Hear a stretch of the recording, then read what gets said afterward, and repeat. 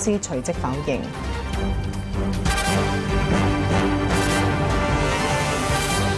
各位歡迎收睇時事9點鐘。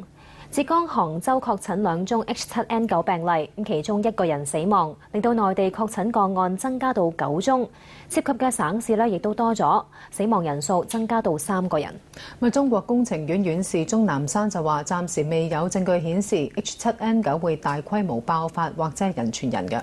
但係有日本專家就話啦，病毒基因可能已經變異，變得容易傳俾人。梁明思報導。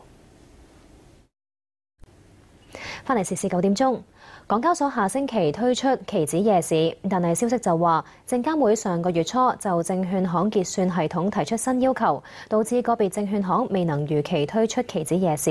歐俊軒報導。翻嚟時事9點鐘，馬來西亞總理納吉布宣布解散國會，準備舉行大選。納吉布喺總理府。呂雪玲報導。南太平洋島國薩摩亞嘅航空公司宣布，今後會用重量決定機票嘅票價，係全球第一間咁做嘅航空公司。許希彤報導。轉頭翻嚟繼續時事9點鐘。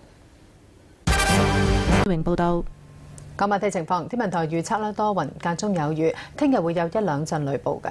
展望星期5同埋星期6初時會有雷雨，週末會顯著轉涼，天色漸轉明朗。今日時事9點鐘時間到呢度啦，張偉。